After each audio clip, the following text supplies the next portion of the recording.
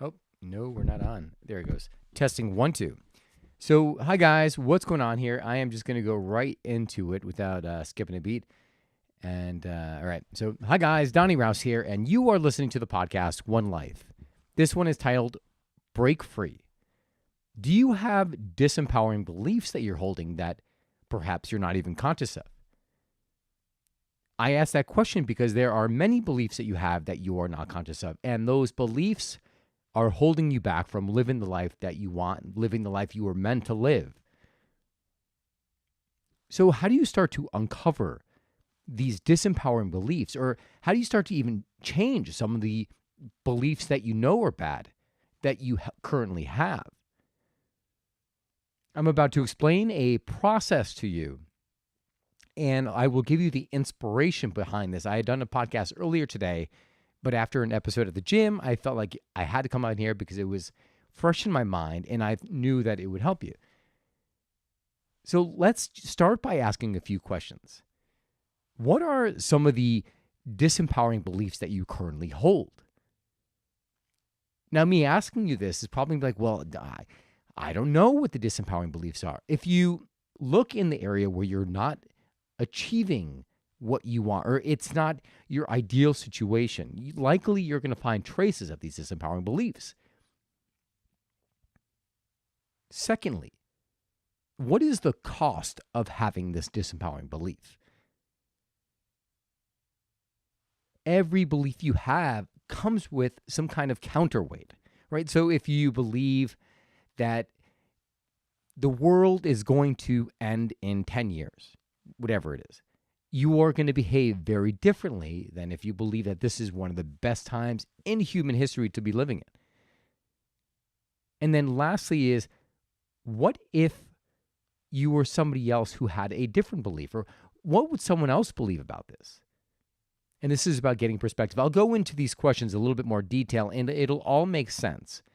But I just wanted to kind of give you those so this way you see those questions, the thread sewn throughout the stories I'm going to tell you.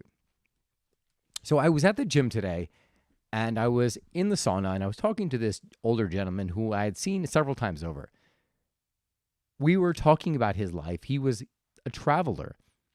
And when I greeted him this time, I said, "Hey, how you doing?" He said, "Surviving." I was like, whoa.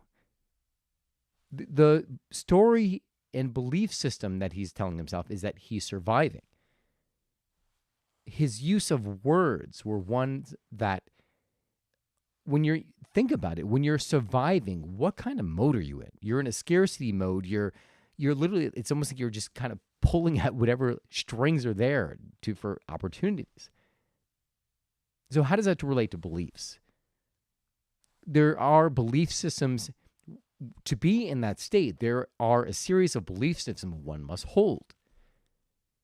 I'm going to give you a story, and hopefully everything will make sense after this. I had once heard a story about these maids who were in charge of changing all of the beds in this giant hotel. They were looking at their health and realized that a lot of them were overweight, and they couldn't understand why. Because they were doing, I don't know how many hundreds of rooms in this building. When they spoke to them, they said, "Okay, let's see, why don't you exercise?" "Oh, we can't exercise because, it was too much work." They explained to them, "Well, the work that you're doing, do you realize that the amount of cardio activity you're doing by changing all these beds, going back and forth, you're getting more exercise, burning more calories than the average person does at the gym?" I think they equipped them with some kind of counter, some kind of device to show them exactly how many calories they were burning.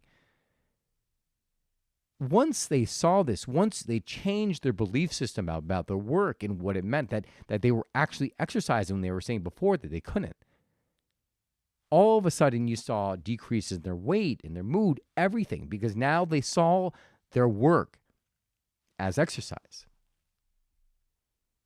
I'll give you one more example of a language pattern that I caught in my own life. Whenever I would travel abroad, the food would taste so good, and I'm like, "Oh my God, wow, it's so amazing. You eat this here. it tastes like an apple tastes like an apple, or whatever it tastes like, exactly what it is.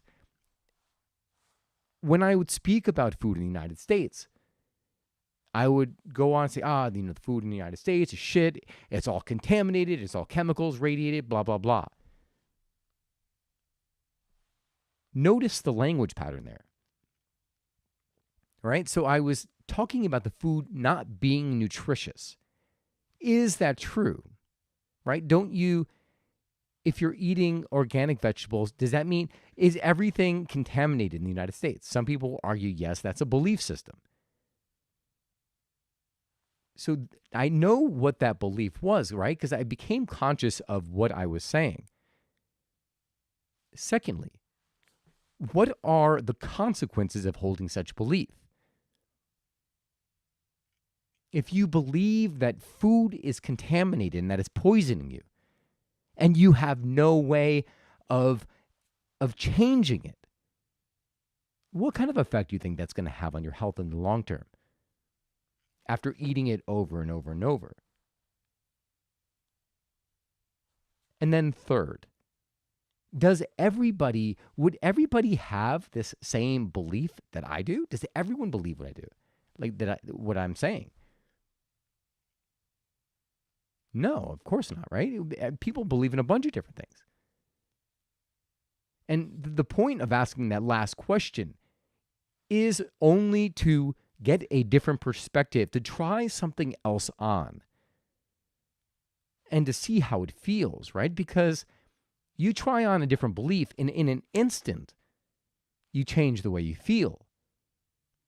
So going back to that food, if I believed that everything I put in my body, I'm sourcing the best food and it is nutritious and I am going to feel great, right? If I literally just try on the opposite belief, what kind of effect do you think that's going to have on my health? Right? It's like with drugs. They put a new drug out. It's the placebo effect. If they give someone a drug and say, hey, this Tic Tac right here will cure cancer, some people will actually see their cancer go into remission. Some people will see a reversing of their symptoms because of the belief system they have. They believe that this is the pill. All of a sudden, the body acts accordingly. So isn't that true of everything? If you think that you are not worthy enough to go after a relationship, or that you're ugly, or that you don't have what it takes to start your own business, to travel across the country, to lose weight, whatever it may be, your belief systems are what are going to propel you forward or hold you back. I say this because it is so super important to understand and uncover what these belief systems are. A lot of the time, unless you're being super vigilant and conscious of the way you speak, you're not even going to know.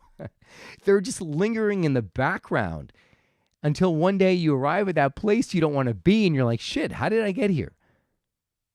It's because you were holding these belief systems that you were not conscious of. So we went over the 3 questions, right? Okay, well, what is the shitty belief, right? What are the consequences if you believe this to be true? What are the consequences of holding that belief?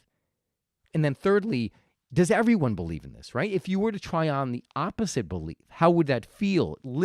Go live a day with that opposite belief and just see how it feels on. It may be something you want to keep. Uncovering beliefs. How do you uncover a disempowering belief? Well, it's actually much easier than you think.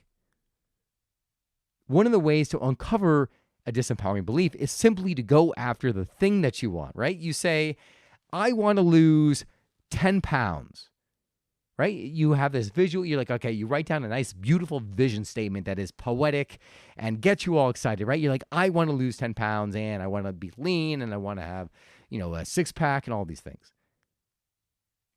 As you say that and you go out into your day, all of a sudden, you are going to be bombarded by all the shit in your mind that's telling you why you can't do it, all the stories, all the belief systems.